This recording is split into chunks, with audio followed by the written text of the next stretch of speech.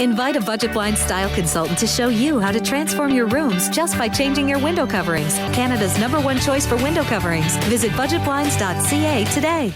And Moses joins us on our desk for our first look at sports and the Rangeland Derby. It's always been full of surprises, but never quite like this. Yeah, this one came as a bit of a surprise earlier this week. After 15 seasons, Shane Nolin officially called it quits. And not just at the end of the CPCA season, which still has a few more shows to go, but rather the end of the GMC Rangeland Derby. Now, yesterday, the 43-year-old spoke to Greg Buchanan during a radio broadcast as to why he's leaving the sport.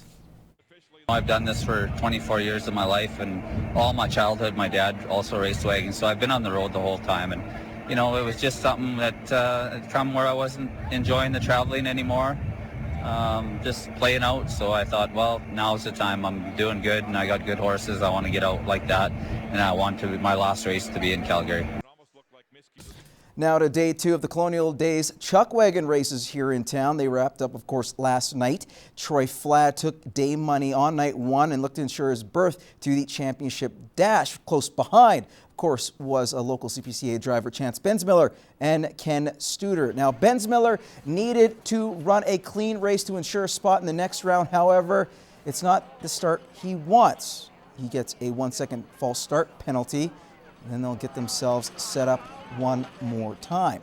And as they do, it gets even worse for Chance, that is, as he will knock down a barrel, which means another 5 seconds in penalties. That takes him out of the running. Now, Troy Flad, the top man, has the rail and looking to better his time from the night before. Flad would lead this one wire to wire and finish with a 1:15.35, taking day money, or looking to take day money for back-to-back nights. However, his brother Darcy had other plans. Of course, Darcy holds the track record at Halstead Downs during the fair, and he was in Heat 3. Darcy with Curtis Morin, and look at these two coming off the barrels.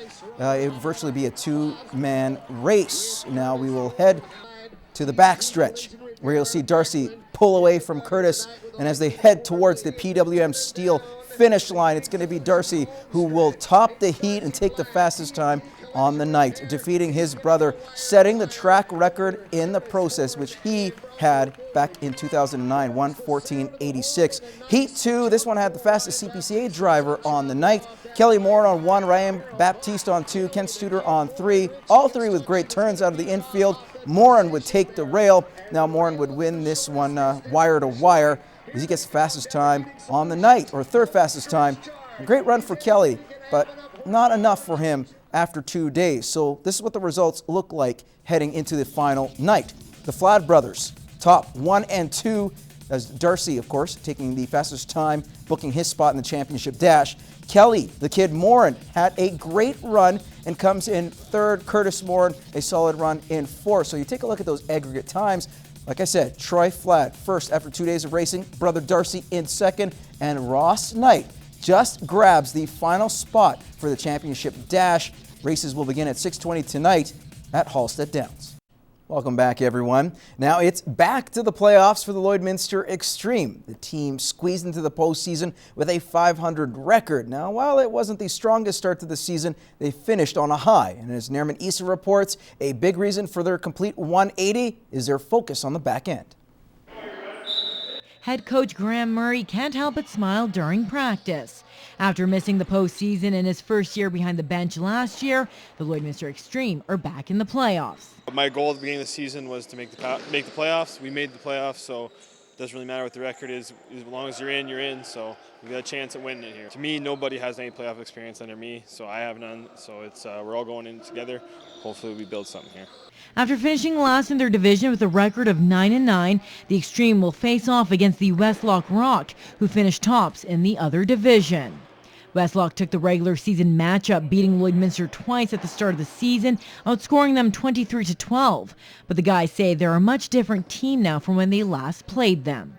I think they definitely got our easy defense, and now we've definitely shored things up defensively, so I don't see that being a problem against them. And offensively, we're starting to move a lot more, and everything, a transition game, basically all 3 phases of our game have gotten better than when we played them at 1 and 3 there. Definitely a lot better than when we first started. We played them first game of the season, and they were the top team last year, so we knew who we were playing. So lost that one. The second one, we gave them a run for the money. We came back. I think it was 5 or 6 goals in one period, and then just couldn't finish. So I think it'll be a whole different game when we play them. Captain Brandon Peterson knows he'll have a target on his back.